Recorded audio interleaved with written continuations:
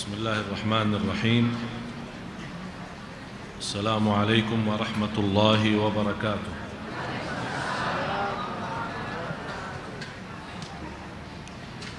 Rindu sekali sama jemaah ini. Sama-sama rindu ya? Samarinda? Sama rindu atau Samarinda? Alhamdulillahi Rabbil Alamin. لا إله إلا الله وحده لا شريك له ولي الصالحين وأشهد أن سيدنا ونبينا محمدا عبد الله ورسوله الصادق الأمين اللهم صل وسلم وبارك على سيدنا محمد وعلى آله وصحبه ومن تبعهم بإحسان إلى يوم الدين سبحانك لا علم لنا إلا ما علمتنا إنك أنت العليم الحكيم Maha suci Allah, kami tidak mempunyai ilmu apa-apa, hanya saja apa yang diberikan oleh Allah Subhanahu wa ta'ala. Mudah-mudahan majlis kita sama-sama mendapatkan kemudahan dan kemuliaan dari Allah Subhanahu wa ta'ala, dan mudah-mudahan ilmu yang kita pelajari menjadi ilmu bermanfaat. Target saya, insyaAllah kita sama-sama akan menhayati, mentadabburi Al-Quran. Walaupun saya untuk hari ini tidak sempat untuk membahas keutamaan tadabbur Al-Quran, walaupun ada beberapa ayat, surah 38 ayat 29, mohon Bapak Ibu dihafalkan, surah 38 ayat 29, sama surah yang keempat ayat 82. Dan masih banyak ayat-ayat yang lain yang mengajak kita untuk mentadabburi Al-Quran. Dan Imam Ibn Qayyim rahimahullah ta'ala menjelaskan manusia terhadap tadabbur Al-Quran 3 golongan atau 3 macam manusia. Yang pertama, manusia memiliki kalbu yang sudah mati. Kalbu yang sudah mati, artinya baca Quran, dengar Quran, tidak pernah merasakan apa-apa. Malah dia kadang-kadang mulai ngantuk dan capek kalau dia membaca Al-Quran, apalagi kalau baca lama. Ini na'udzubillah, tanda hati orang itu sudah mati. Yang kedua, kalbu yang hidup tapi tidak hadir. Artinya dia suka baca Al-Quran tapi tidak memberikan kebenaran yang cukup bagus, karena hatinya punya kesibukan kepada hal yang lain. Oleh karena itu tidak terbatas hanya mendengar saja. Sebagaimana kata Rasulullah, ada segolongan manusia dari umatku yang membaca Al-Quran tapi tidak sampai lewat tenggorokan mereka. Artinya baca dari mulut sampai ke tenggorokan, ikut saja batasnya, tidak sampai ke hatinya. Yang ketiga adalah yang kita sama-sama cari, manusia yang hidup kalbunya dan selalu hadir bersama Al-Quran. Itu yang dimaksud firman Allah Subhanahu wa ta'ala di surat Sad, surah 38 ayat 29. Kitabun anzalnahu ilaika mubarakun liyadabbaru ayati. Jadi hikmah Allah turunkan Al-Quran untuk ditadabburi. Malah Abdullah bin Abbas radhiyallahu anhu pernah berkata, orang-orang yang membaca sedikit dan tadabbur lebih baik daripada banyak tanpa tadabbur. Jadi karena ujung membaca Al-Quran bukan untuk mengkhatam, apalagi kalau masuk bulan puasa. Kita kadang memperhatiin jamaah, dia berjuang sebagaimana bisa mengkhatam Al-Quran di bulan Ramadan sebanyak mungkin. Dia akan merasa bangga dan gembira. Berapa? Alhamdulillah sudah 30. Ini berapa? Sudah 50. Terus kadang kalau kita tanya susunan surahnya Al-Baqarah dan Ali Imran, mana yang lebih duluan? Ya, mana? Setahu saya Al-Fatihah. Kita tanya Al-Baqarah, Ali Imran, dia jawab Al-Fatihah. Oleh karena itu, bagi orang yang sudah faham, apalagi bahasa Arab. Sekarang kadang-kadang kita dengar orang mau fahami Al-Quran harus bisa bahasa Arab. harus bisa bahasa Arab yang cukup untuk membaca Al-Quran. Tidak harus menjadi ulama bahasa Arab, atau tidak harus menguasai bahasa Arab. Tidak perlu menguasai bahasa Arab, tapi sederhana. Mudah-mudahan insyaAllah di malam tahun baru, karena ada acara i'tikaf akbar, saya akan membawa untuk Bapak Ibu 10 kunci yang membantu anda mentadabburi Al-Quran. Ada 10 kunci. Kalau anda sudah megang kuncinya, insyaAllah mudah buka pintu tadabbur Al-Quran. Punya pintunya tadabbur Al-Quran, tapi kuncinya tidak ada. InsyaAllah kuncinya di malam tahun baru ya. InsyaAllah semua hadir ya. InsyaAllah, mudah-mudahan diberikan oleh Allah kemudahan. Satu aja ya di antara kunci, cinta Al-Quran. Kunci pertama, cinta Al-Quran.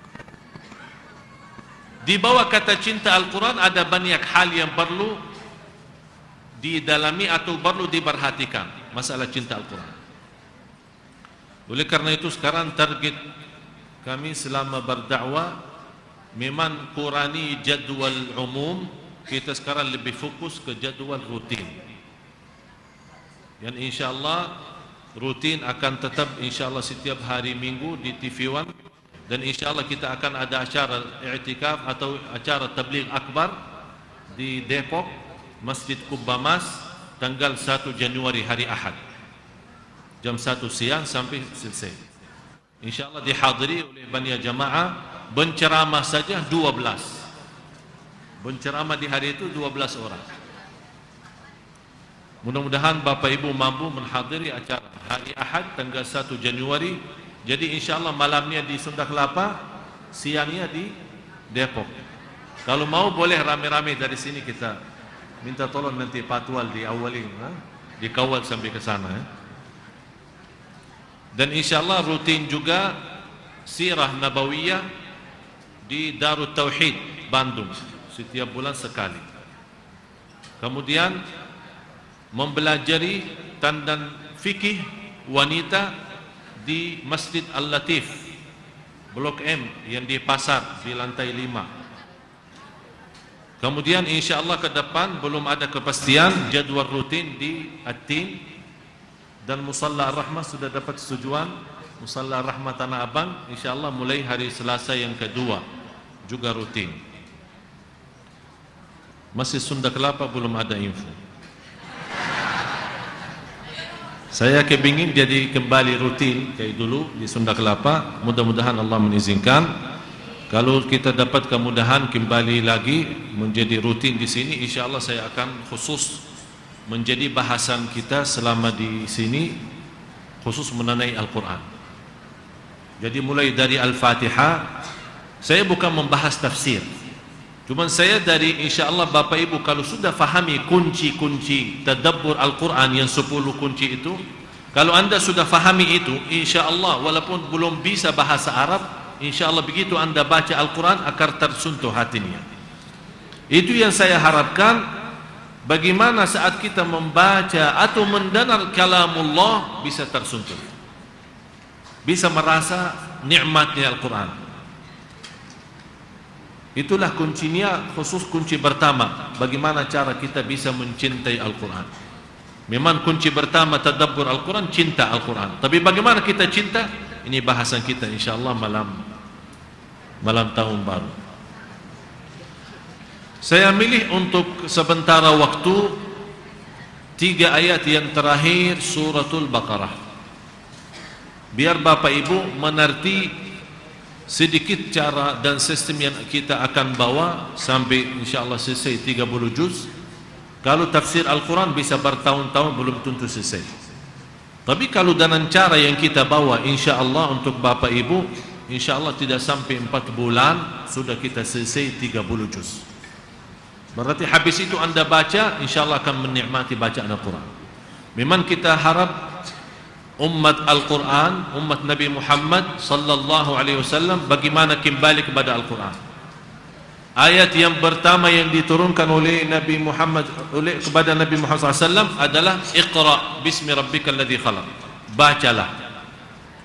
Dan kita melihat di antara jamaah yang dulu barangkali rutin, rajin baca, tapi sekarang banyak perubahan karena mungkin kesibukan duniawi, godaan hawa nafsu dan syaitan membuat kita agak mengurangi bacaan.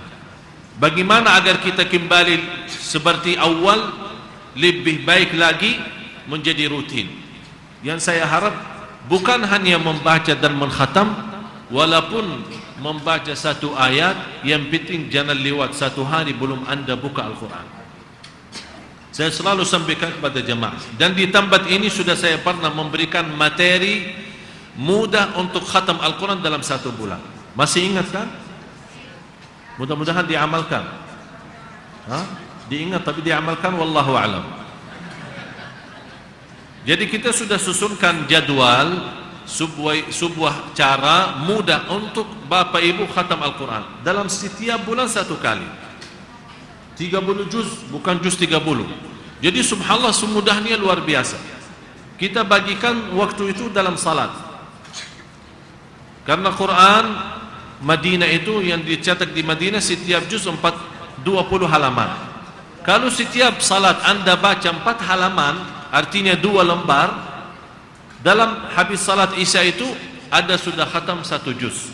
Karena 4 halaman setiap salat kali 5 waktu, 20 halaman, berarti 1 juz. Kalau istiqamah, insyaallah dalam akhir bulan tanggal 30 sudah anda khatam 30 juz. Dalam 1 tahun 12 kali, dan seterusnya. Coba bayangkan berapa juta kebaikan kita dapat dari 1 huruf saja. Bisa 10 kebaikan, malah bisa 700 kebaikan. Allah maha mulia, Allah maha agung. Kalau anda merasa 4 halaman terlalu berat, pakai cara yang lebih mudah lagi. Sebelum salat anda begitu datang ke masjid, sebelum salat baca 2 halaman, sesudah salat baca 2 halaman.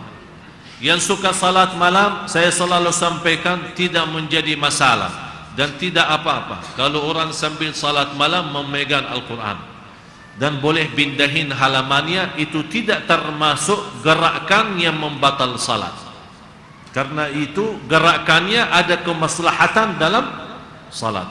Yang dimaksud gerakan yang membatalkan salat yang tidak ada hubungan dengan salat, orang lihat jam, BBM, SMS, itu yang namanya gerakan.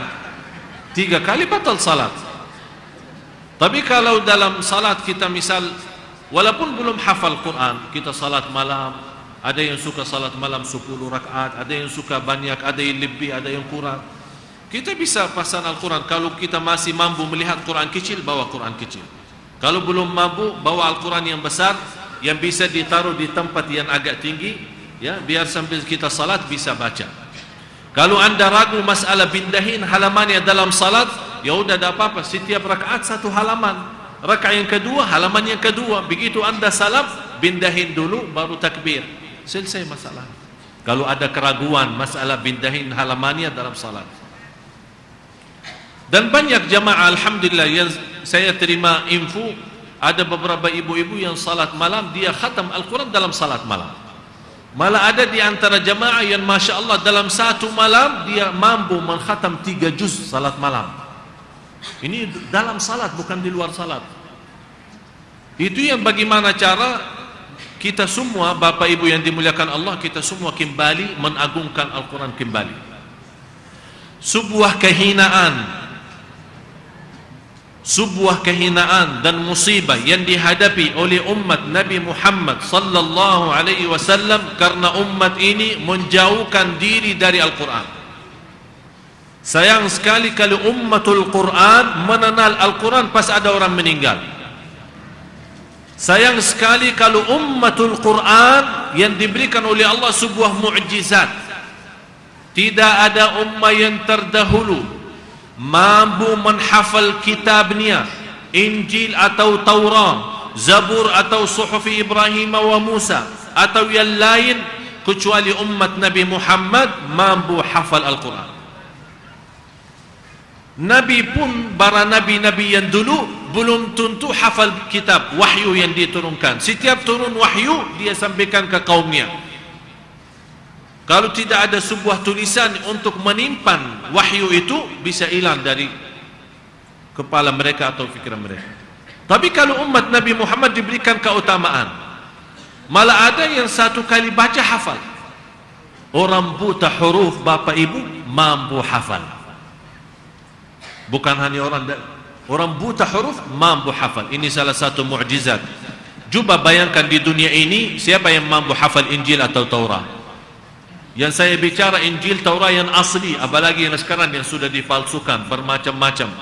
Setiap satu percetakan beda tulisan. Seperti ada orang masuk Islam, orang Nasara. Bagaimana dia masuk Islam? Tertarik. Dia membawa Al-Quran, 15 percetakan Al-Quran dari beberapa bermacam negara. Dari negeri Arab, dari Indonesia, dari Malaysia, dari sana sini. Dia kumpulkan percetakan 15. Dari Pakistan, dari Mesir. Terus dia ambil percetakan Injil dari bermacam negara, 15 juga. Terus dia megang satu ayat. Dia melihat dalam 15 percetakan Al-Quran, ada Quran lama, ada Quran baru. Ada yang Quran malah umurnya sudah 100 tahun. Dia bandingkan 15 percetakan. Terus di Injil juga sama. Di Al-Injil setiap percetakan itu bukan hanya percetakannya, setiap halamannya ada berubah. Azan ya. Azan dulu.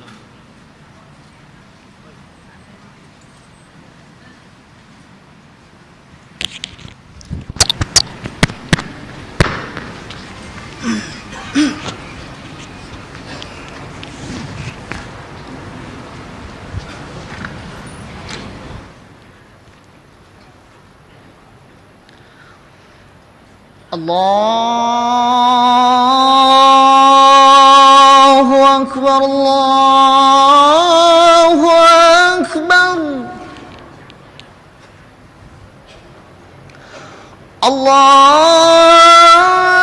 Allahu Akbar, Allahu Akbar. Asyhadu an la ilaha illallah.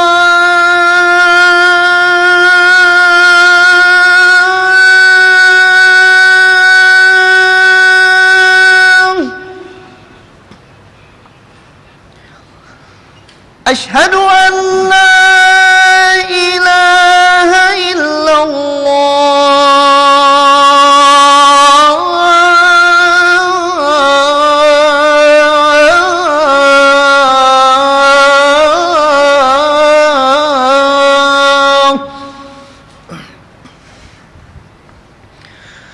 Asyhadu anna Muhammadar Rasulullah.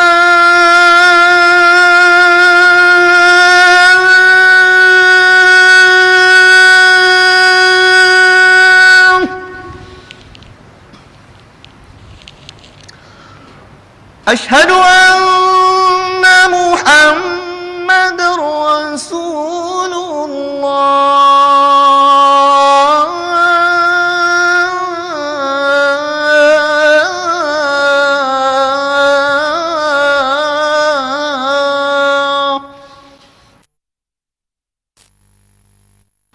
Hayya 'alas salah.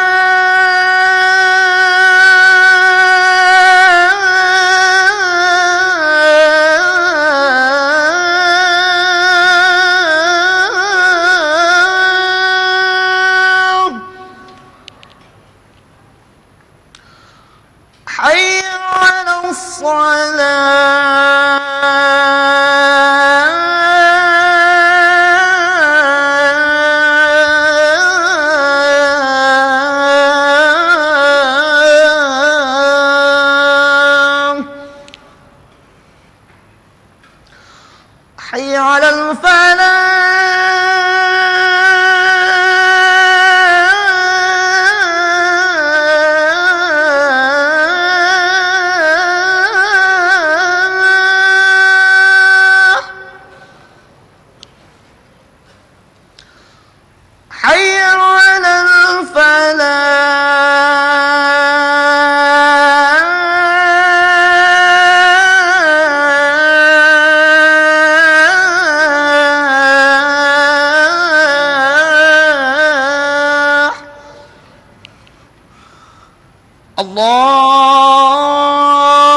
الله أكبر الله أكبر لا إله إلا الله لا إله إلا الله محمد رسول الله صلى الله عليه وسلم اللهم رب هذه الدعوة التامة والصلاة القائمة آت سيدنا محمد الوسيلة الفضيلة والشرف والدرجة العالية الرفيعة وبعثه مقاما محمودا الذي وعدته إنك لا تخلف الميعاد آمين يا رب العالمين. بسم الله الحمد لله اللهم صل على سيدنا محمد وعلى آل سيدنا محمد. Saya kembali lagi. Memang mohon maaf Bapak Ibu, banyak kekurangan kita semua terhadap Al-Quran. Saya tidak minta kita 24 jam baca. Yang saya minta, jangan sampai lewat satu hari belum Anda melihat Al-Quran dan membaca walaupun satu ayat. Kalau memang malas sekali, tidak mampu membaca satu juz dalam satu hari, 30 hari 30 juz, jangan sampai lewat satu hari belum Anda membuka membaca Al-Quran walaupun satu ayat. Kenapa? Karena alasannya ini kita ada sebuah hubungan antara kita sama Allah lewat Al-Quran. Malah ulama menjelaskan kalau ada yang menghadapi masalah dan dia mau curhat kepada Allah lewat Al-Quran, ini sebuah kemudahan yang luar biasa. Artinya Anda saat baca Al-Quran sedang berbicara sama Allah. InsyaAllah malam tahun baru kita akan membahas tadabburi Al-Quran itu 10 kunci. Nanti akan Bapak Ibu akan memiliki wawasan yang cukup luar biasa terhadap Al-Quran. Ternyata Al-Quran punya banyak harta, banyak kemuliaan, banyak kemu'jizatan. Malah saya pernah di salah satu kampung yang saya isi berkeliling dakwah, saya ketemu seorang usia sudah 95 tahun. Saya bawakan Al-Quran, dia tanya apa itu. Ternyata Al-Quran pun dia tak tahu. Quran bukan ayatnya atau tulisannya, Quran saja dia tidak pernah melihat. Padahal umurnya sudah 95 tahun. Apalagi kalau saya buka dan saya suruh baca, sama sekali tidak mengenal namanya huruf Quran. Tapi subhanallah Bapak Ibu hafal surat Yasin. Hafal surat Yasin. Ini tanda apa? Tanda kebesaran Allah untuk umat ini, umat Nabi Muhammad SAW.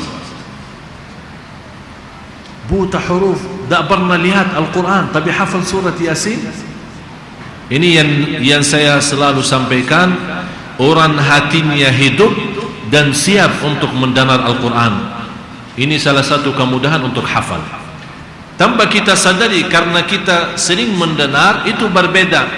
Bapak Ibu kalau sering baca, apalagi kalau kita ada acara, kan biasa dimulai dengan baca Quran kan. Terus yang membawa acara itu disampaikan, wa idza quri'al Qur'anu fastami'u lahu wa ansitu la'allakum turhamun. Ada dua hal di sini. Istami'u wa ansitu. Ada Allah menyuruh kita mendengar. Bisa keluarin artinya belum?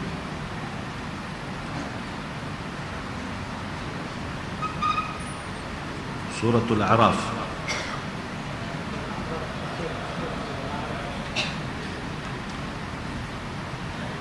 (205).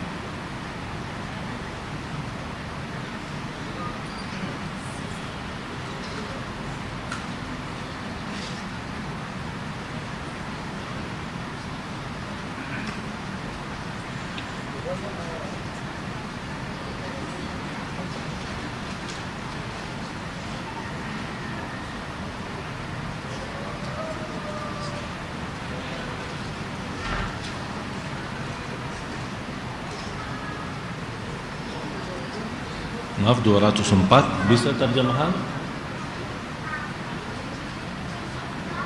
204. Di sini ada dua hal. Wa idza quri'al Qur'anu fastami'u. Allah memerintahkan kita kalau saat mendengar kalamullah, dengarlah.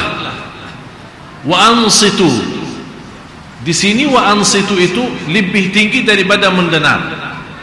Seolah-olah Allah memberikan, kalau memang anda ingin mendapatkan rahmat Allah, tidak cukup hanya mendengar, karena mendengar adalah tugas telinga, tapi wa ansitu tugas kalbu. Wa ansitu tugas kalbu, artinya insat, berdiamlah dan memberikan perhatian dari batin, tidak hanya cukup dengan zahir. Suratul A'raf 204. Kalau anda ingin dapat rahmat Allah, tapi kenapa sekarang kita di setiap majlis, setiap pengajian kita sering membaca ayat Al-Quran atau mendengar kalamullah, apalagi malam Jumat kita sering baca Yasin atau Suratul Kahfi, atau bacaannya imam pun kita sering mendengar dalam salat fardu, salat jahriyah, tapi kenapa tidak mendapatkan rahmat Allah? Ini kan sebuah perjanjian dari Allah, la'allakum turhamun, kalau memang ingin mendapatkan rahmat Allah. Tapi Allah, umat ini sering mendengar, tapi kenapa tidak mendapatkan rahmatmu ya Allah? Kita bertanya, karena memang mendengar baik, tapi wa ansitu belum, yang didengar oleh hati belum, kalbu kita masih sibuk pada sesuatu yang lain. Oleh anda baca atau mendengar, malah saya sarankan banyak jamaah untuk membaca Al-Quran harus terbiasa mendengar, jangan hanya baca saja, harus suka mendengar, karena inilah muncul sifat manusia. Sebagaimana tadi saya sampaikan, golongan manusia terhadap mendengar kalamullah tiga. Golongan manusia terhadap mendengar kalamullah tiga macam.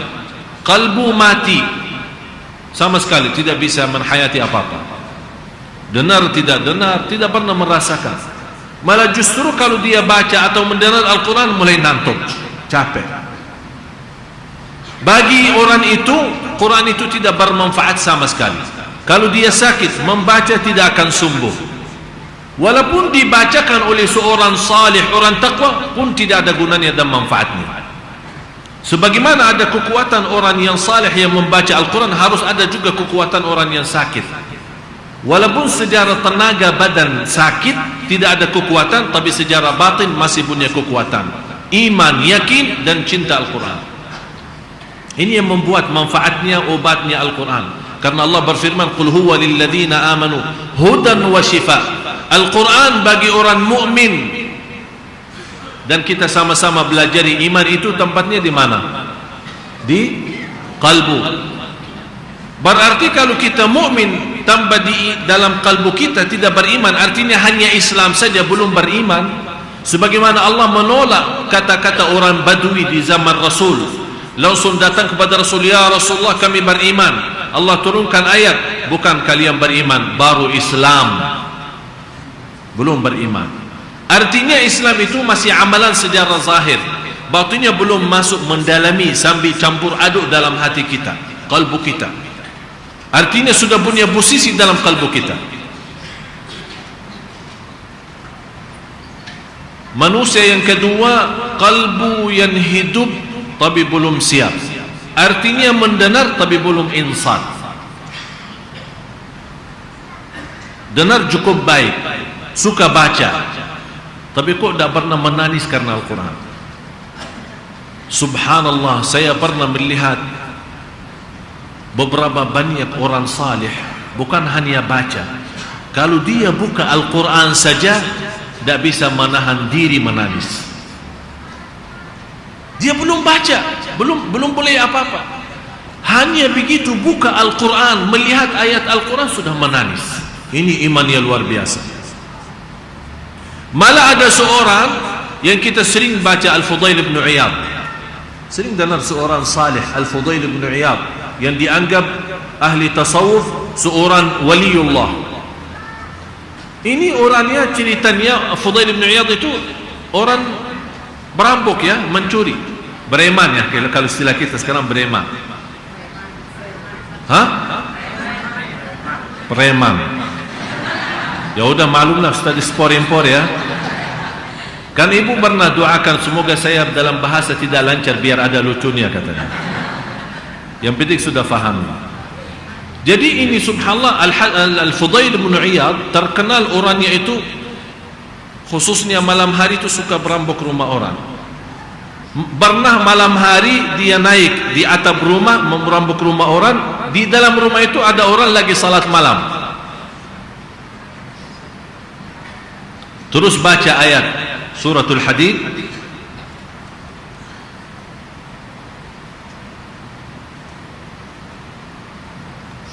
alam ya'ni lil ladzina amanu an takhsha'a qulubuhum li dzikrillah wa ma nazala minal haqq.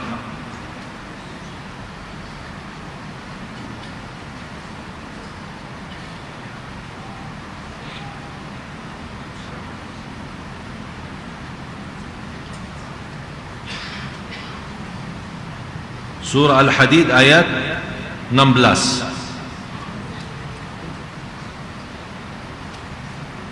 Ayat 16 surah 57. Tolong dituliskan surah 57 ayat 16. Ini orang yang preman ya, orang yang perampok yang sudah tidak tahu namanya Allah, tidak tahu namanya Islam atau iman.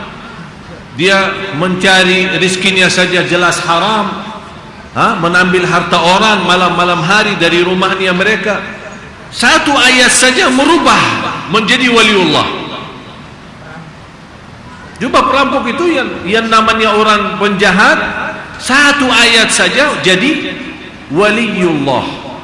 Saat dia mendengar, apakah belum saatnya Anda mulai merasa takut kepada Allah Subhanahu wa taala? Di saat itu dia tidak jadi perampok, malah taubat. Dia langsung berkata, sudah saatnya, sudahlah saatnya, sudahlah saatnya. Dari saat itu sampai beliau wafat terkenal sebagai orang waliullah. Bapak Ibu jangan berfikir kalau orang mendengar kata waliullah berarti lahir dari hari kelahirannya sudah waliullah. Tidak. Dan selalu saya sampaikan, rubba ma'siyatin adkhalatil jannah wa rubba ta'atin adkhalatil nar. Barangkali satu maksiat membawa kita ke surga dan bisa jadi taat membawa kita ke neraka. Kok bisa begitu? Yang kita sama-sama tahu orang taat masuk surga, orang bermaksiat masuk, tapi ini terbalik. Ini terbalik. Maksiat masuk surga. Bukan berarti Bapak Ibu saya ajak sekarang apalagi tahun baru kita sama-sama maksiat biar masuk surga. Bukan begitu. Tapi maksiat menantar ke surga. Orang itu seperti ini Fudail bin Iyad, yang dari gara-gara satu maksiat atau gara-gara dosa diingatkan kepada Allah dengan ayat, satu ayat saja. Apalagi kalau beliau hayati 30 juz, satu ayat saja rubah hidupnya. Akibah dosa dan maksiat mensadarkan kalbunya, taubat kepada Allah, rubah sistem hidupnya, akibahnya masuk surga. Orang-orang yang taat masuk neraka yang merasa bangga, alhamdulillah saya puasa Isnin Kamis lebih baik daripada yang lain, saya silaturrahim. Banyak orang keluarga saya sendiri tidak pernah silaturrahim. Ya, yang penting kita jaga baik saja. Lama-lama dia berbicara seperti ini, ujub, bangga diri, seolah-olah dia yang terbaik di antara seluruh manusia. Dari kata-kata, walaupun perbuatannya baik luar biasa, tapi kata-kata itu Allah menghapuskan segala amal kebaikannya. Nauzubillah. Oleh karena itu, selalu dalam hal dunia Anda merasa yang lebih kaya. Jangan lihat orang kaya, lihat orang yang miskin agar merasa nikmat. Kalau dalam hal dunia, jangan lihat orang yang di atas, lihat yang di bawah. Agar apa? Alhamdulillah. Lihat yang sakit, alhamdulillah saya sehat. Lihat yang susah, alhamdulillah saya susah tapi masih bisa makan. Ada orang susah, tidak bisa makan, tidur di jalan, alhamdulillah saya masih punya tempat tidur. Tapi jangan merasa sudah punya segalanya. Ya Allah, rumahnya ini gede, besar, ya Allah, kenapa Allah tidak kasih saya padahal saya selalu di masjid? Ini yang membuat kita tidak merasa nikmat, padahal kita yang punya cukup besar nikmatnya. Tapi dalam mata kita, karena kita tidak merasa nikmat itu, akhirnya nikmat yang diberikan oleh Allah merasa sangat kecil. Lama-lama tambah kita sadar, merasa Allah tidak adil. Kalau sudah muncul perasaan itu, berarti kita sudah kufur kepada Allah. Siapa yang berani bilang Allah tidak adil? Tapi kalau dalam hal iman dan takwa, selalu kita melihat dia lebih baik. Kalau kita sudah merasa mantap, Masya Allah, salat malam, Isnin, Kamis, sedekahnya setiap hari, tak pernah lepas dari masjid Quran, ya Masya Allah, lidahnya tidak pernah lepas dari zikirnya. Tapi kalau dia ingat, ya Allah, ampunilah masih banyak kekurangan, ternyata ada yang lebih baik jauh daripada saya. Ini iman naik terus. Tapi begitu muncul perasaan, kenal ibu ini? Kenal. Dia tidak pernah puasa Senin Kamis. Kok kita muhasabah orang? Yang hisab orang Allah, bukan kita. Orang mau puasa dan mau puasa, urusannya dia, bukan urusan kita. Yang penting kita jaga baik-baik amal salih, dan kita mohon kepada Allah, ya Allah, terimalah apa adanya. Seandainya Allah masih ada kekurangan, mohon maafkan. Ini inti ayat terakhir suratul Baqarah. Juga saat Allah turunkan, lillahi ma fis samawati wa ma fil ard, wa in tubdu ma fi anfusikum aw tukhfuhu yuhasibkum bihillah. Juga bayangkan Bapak Ibu, ayat ini bagi kita, bukan bagi kita saja, bagi Rasul dan sahabat amat berat. Juga bayangkan si titik-titik yang ada di dalam hati akan dihisab oleh Allah. Siapa yang mampu? Jadi kalau ada sesuatu, namanya manusia.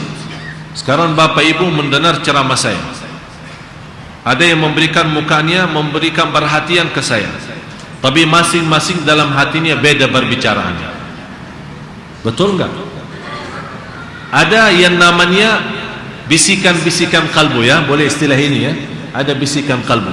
Ayat ini, lillahi ma fis samawati, yang sering kita semua baca habis kadang habis salat, apalagi habis subuh kita suka baca, zikir pagi, zikir sore kita suka baca, sambil jamaah banyak yang sudah hafal, tapi tidak menhayati arti ayat-ayat itu. Dalam ayat ini, bisikan kalbu akan dihisab oleh Allah. Hati-hati. Jadi kalau kita lihat teman kita, tapi dalam hati kita benci orang ini, apa kabar, sehat, kalbu kita sakit hati. Tapi dari sisi muka, dari sisi lidah luar biasa. Sambil orang itu merasa, ya Allah, ini ternyata orang ini senang sama saya. Dia belum tahu bisikan kalbu kita apa. Dalam ayat ini, lillahi ma fis samawati wa ma fil ard, wa in tubdu ma fi anfusikum aw tukhfu, kalau dikeluarkan sampai niat dilihat atau disembunyikan dalam diri sendiri, artinya bisikan kalbu tidak sampai keluar, dilihat oleh orang, tersimpan dalam hati, tetap akan dihisab oleh Allah. Gara-gara itu manusia akan dalam hukum Allah dua golongan, fayu'adzibu man yasha wa yaghfiru man yasha, fayaghfiru man yasha wa yu'adzibu man yasha. Ada golongan yang dihendaki Allah diampuni, ada golongan yang diazabkan oleh Allah.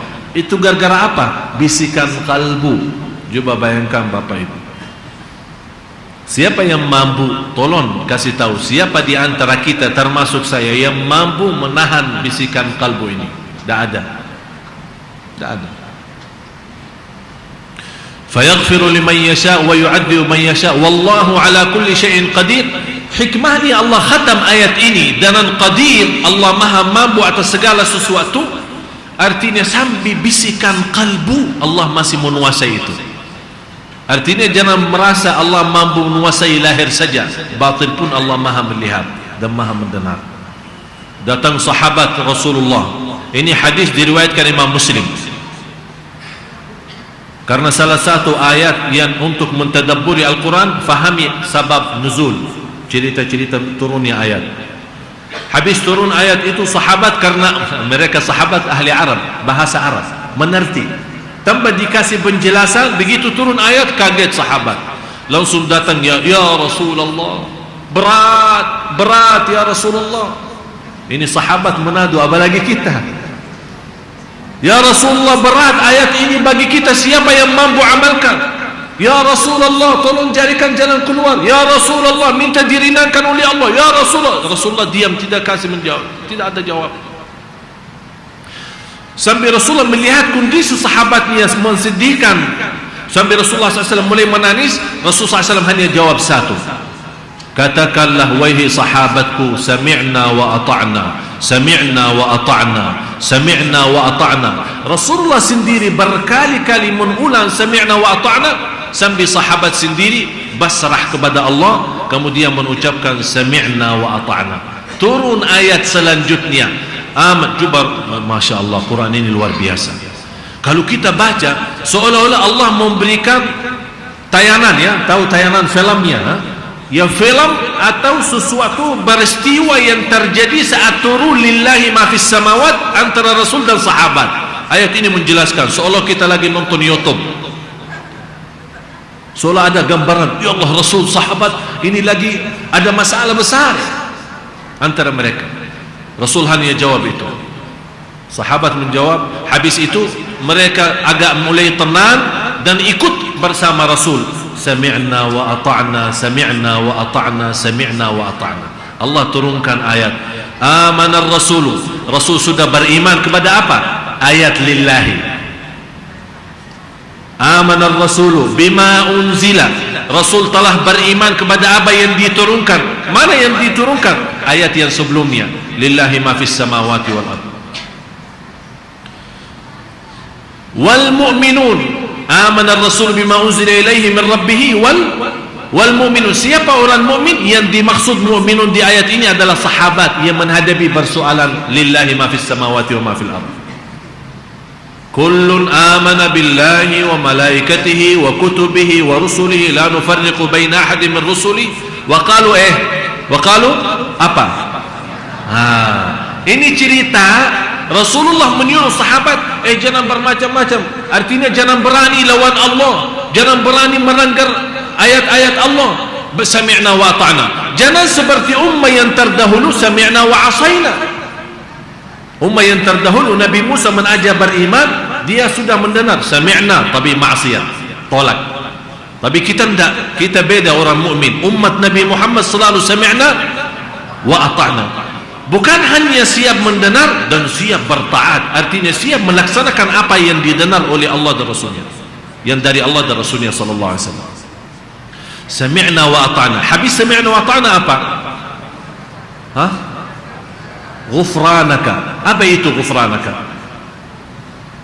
Minta apa? Minta ampunan kan? Kenapa mereka minta ampunan? Karena pertama turun lillahi ma fis samawat, sahabat belum terima, betul enggak? Sampai mereka menadu ke Rasul, betul enggak? Sampai merasa keberatan menghadapi ayat dan masalah bisikan kalbu. Habis mereka disadarkan oleh Rasulullah untuk bilang sami'na wa ata'na. Ya Allah, maaf tadi kita agak sedikit, hati kita belum terima. Ghufranak, ya Allah ampunilah. Subhanallah. Oleh karena itu sengaja dibawa kata ghufranak, sebuah kata ampunan yang luar biasa. Sampai bukan ighfirli, bukan Allah kata ighfirli, ghufranak artinya ya Allah kami mohon ampunan yang amat besar. Karena memang kami berani tadi menolak ayat lillahi ma fis samawati wa ma fil ardh. Ya Allah, ghufranak. Oleh karena itu ghufranak, kata ulama, darajat yang tertinggi dalam maghfirah, dalam ampunan. Jadi kalau anda berdoa, boleh saat rabbi ghfirli, boleh sekali-kali ghufranak. Karena kata ghufranak itu sangat tinggi, memohon segala ampunan dari Allah. Wa ilaikal masir. Habis mereka sudah iman, sudah pasrah, sudah diampuni Allah, Allah turunkan ayat yang selanjutnya yang menghapus hukum bisikan kalbu. Ini namanya kalau dalam ilmu Quran nasikh mansukh. Faham nasikh mansukh? Artinya ada satu ayat yang terhapus hukumnya dengan ayat yang selanjutnya. Artinya ayat ini walaupun tetap dibaca tapi hukumnya tidak berlaku. Faham? Tetap dibaca tapi hukumnya tidak berlaku. Kenapa ada ayat yang sudah terhapus hukumnya tapi tetap dalam tulisan Al-Quran? Memang ada, sebenarnya ada ayat yang lain yang pertama turun dalam Al-Quran, tapi ada ayat yang menghapus akhirnya dikeluarkan dari Al-Quran. Ada perubahan sebelum selesai sempurna wahyu. Tapi kenapa ayat ini dibiarkan padahal sudah terhapus hukumnya, tidak berlaku? Akan Allah, agar kita sama-sama mempelajari dan bisa tahu rahmat Allah sebesar apa. Di situ Allah tunjukkan rahmatnya dan kasih sayangnya kepada umat Nabi Muhammad sallallahu alaihi wasallam. Kalau ayat ini memang terhapus hukumnya dan dibuang dari tulisan Al-Quran, tidak dituliskan, mana kita bisa melihat rahmat Allah? Bagaimana bisa lihat? Tapi sekarang sudah lihat. Habis itu, la yukallifullahu nafsan illa wus'aha. Allah tidak memberatkan dan mentaklifkan sebuah amalan atau taat kecuali apa yang anda sekalian mampu. Di ayat yang lain, fattaqullaha mastata'tum, taqwalah kepada Allah sesuai kemampuannya masing-masing. Laha ma kasabat wa 'alaiha maktasabat. Seandainya ada bisikan kalbu, dimaafkan oleh Allah. Laha ma kasabat, apa yang dilakukan baik pahala, tidak baik dosa. Faman ya'mal mithqala dzarratin khairan yara wa man ya'mal mithqala dzarratin syarran yara. Laha ma kasabat wa 'alaiha maktasabat. Rabbana, ini mulai doa sekarang. Ini mulai doa.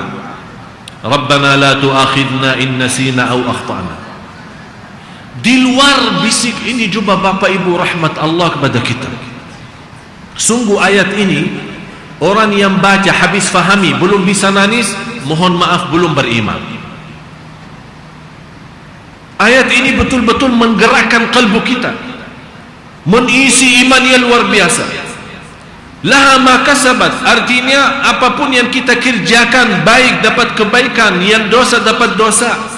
Di atas itu Allah bukan hanya memaafkan bisikan kalbu yang sudah terhapus hukumnya tidak berlaku.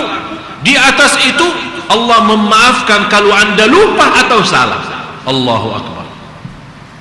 Coba bayangkan kalau Allah bukan hanya menghisabkan kita bisikan kalbu, lupa atau salah, kalau dihisab kita habis. Oleh karena itu kita mohon kepada Allah habis memaafkan bisikan kalbu. Ya Allah, maafkan sekiranya kalau kami salah atau lupa. Ya sering kita lupa salat, betul nggak? Apalagi siang hari kita keluar belanja di Tanah Abang, sana sini cari makan, sibuk bawa barang banyak, urus ini, anaknya hilang, masuk asar kita belum zuhur, lupa. Ini termasuk diampuni Allah. Begitu kita ingat, langsung laksanakan salat walaupun sudah masuk waktu asar. Boleh langsung salat zuhur kemudian salat asar. Rabbana la tu'akhidna in nasina aw akhtana. Rabbana wa la tahmil alaina isran. Ya Allah, kami mohon tidak ada sesuatu yang memberatkanlah kami.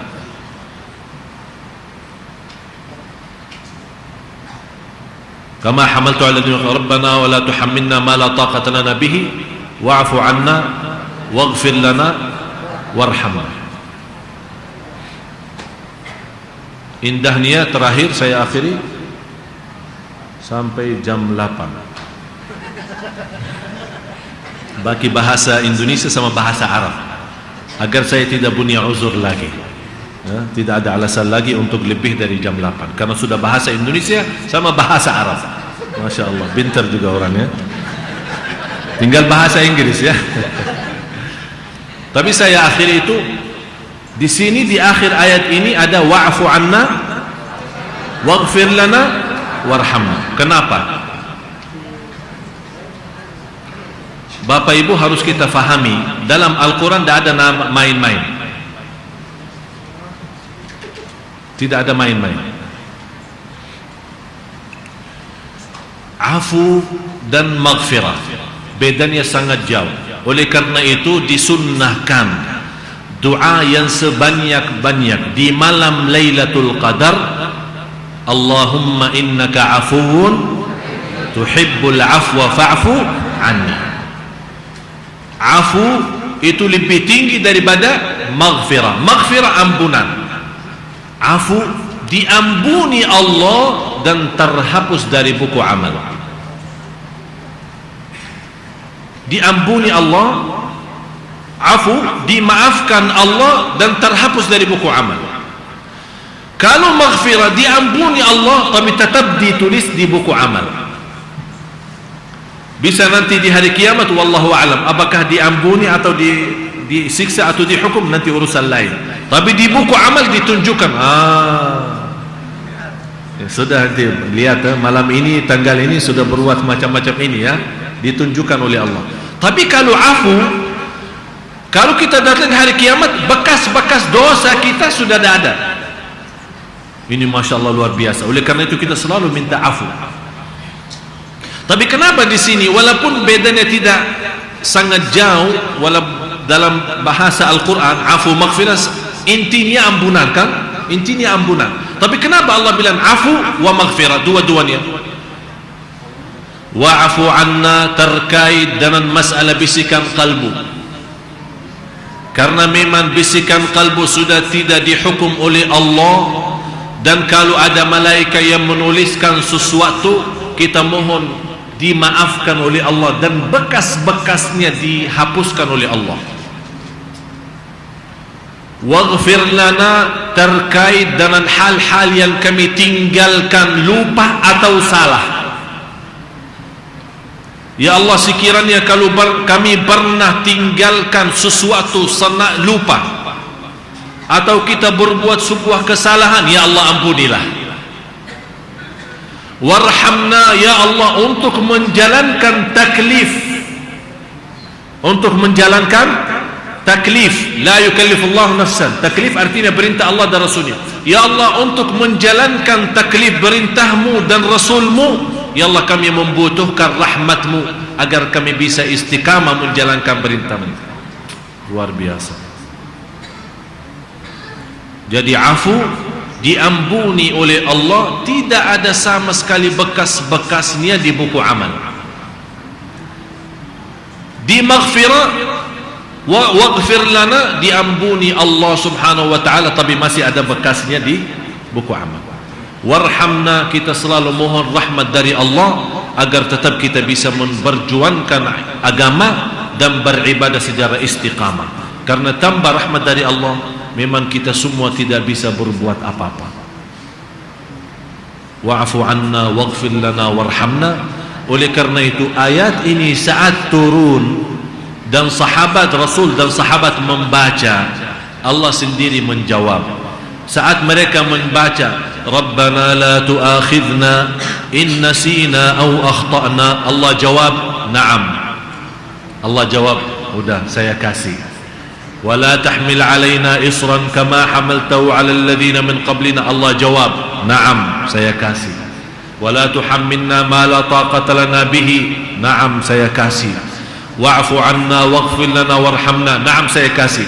Oleh karena itu ayat ini khusus sama suratul Fatihah. Ulama menjelaskan kalau ada yang mau berbicara langsung sama Allah dan Allah jawab saat kita baca Al-Fatihah sama 3 ayat suratul Baqarah. Oleh karena itu disunnahkan kalau anda baca ada berhenti sebentar, seolah-olah Allah jawab juga. Kita baca Allah jawab. Termasuk suratul Fatihah, setiap ayat kita berhenti karena Allah lagi jawab kita. Alhamdulillahi Rabbil Alamin, Allah jawab. Hambaku telah memujiku. Ar-Rahman Ar-Rahim, Allah jawab. Hambaku telah mengagungkanku. Oleh karena itu disunnahkan sebagaimana kata Siti Aisyah, Rasulullah kalau baca Al-Fatihah setiap ayat berhenti. Termasuk akhir suratul Baqarah. Kalau anda baca Rabbana la tu'akhidna in nasina aw akhtana, Allah jawab, aku berikan. Rabbana wala tahmil alaina, dan seterusnya. Setiap ini hayati, rasakan nikmatnya Al-Quran. Inilah seperti ini. Seperti juga Rasulullah kalau setiap baca ayat seperti ini memohon, berhenti dan memohon kepada Allah, terutama salat malam. Rasulullah SAW di riwayat Muslim pernah salat malam 100 rakaat dalam 100 ayat dalam satu rakaat, 100 ayat dalam satu rakaat Tapi coba bayangkan Bapak Ibu, setiap ayat yang berbunyi surga, Rasulullah berhenti. Ya Allah, surgamu. Ada ayat mahas neraka, Rasulullah berhenti. Ya Allah, jauhkan dari neraka. Ini cara salat malam yang insya Allah kita akan bahas. Bagaimana cara Rasulullah mentadabburi Al-Quran dalam salat dan di luar salat. Dalam salat dan di luar salat, agar kita bisa dan mampu, walaupun tidak bisa sempurna seperti Rasul, paling tidak 10% lah.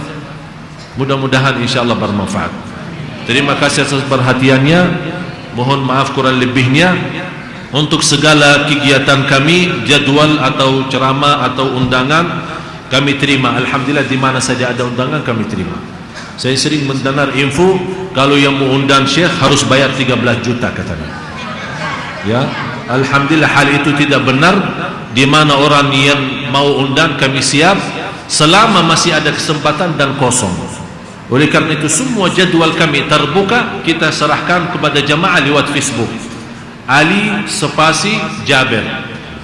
Semua di sana ada. Mau ceramah di mana, rutin kita di mana, kegiatan kami semua ada. Jadi tidak ada alasan. Masalah bayar 13 juta kita tidak pernah meminta sama orang yang mengundang harus kita tentukan. Kalau saya mau tentukan, ya kurang lebihnya 1 miliar. 13 juta bagi saya kecil. Ya, kita tidak pernah tentukan hal seperti ini. Jadi mohon info-info yang seperti ini jangan sembarangan terima, harus kita tabayyun, mencari yang benar. Mudah-mudahan apa yang sampaikan bermanfaat. Semoga yang hadir semua dapatkan ilmu yang bermanfaat, yang diberikan oleh Allah kekuatan lahir batin untuk menamalkan. Dan mudah-mudahan yang hadir semua dipanjangkan oleh Allah umurnya dalam taat kepada Allah, disihatkan badannya, dijauhkan dari segala keburukan dunia, godaan syaitan, hawa nafsu dan manusia. Dan mudah-mudahan senantiasa di mana anda berada dapat dipimpin oleh Allah Subhanahu wa taala, dapat dibuka pintu taufiknya, senantiasa mendapatkan berkahnya Allah, rumah tangga sakinah mawaddah rahmah, anaknya anak salih dan salihah. Dan mudah-mudahan yang hadir semua, bagaimana Allah berikan kemudahan sama-sama kita berkumpul dan berjumpa di Masjid Agung Sunda Kelapa ini yang penuh barakah dan rahmat dari Allah. Mudah-mudahan kita diberikan kemuliaan jumpa lagi di surga Allah bersama Nabi Muhammad sallallahu alaihi wasallam. Rabbana atina fid dunya hasanah wa fil akhirati hasanah wa qina adzaban nar. Wa sallallahu ala sayyidina nabiyina Muhammad wa ala alihi washabbihi wasallam. Walhamdulillahi rabbil alamin. Subhanakallahumma wa bihamdik asyhadu an la ilaha illa anta astaghfiruka wa atubu ilaik. Wassalamu alaikum warahmatullahi wabarakatuh. Baiklah, demikianlah para jamaah sekalian pengajian malam hari ini, semoga bermanfaat. Mari kita tutup majelis kita dengan membaca alhamdulillahirabbil alamin. Wassalamualaikum warahmatullahi wabarakatuh.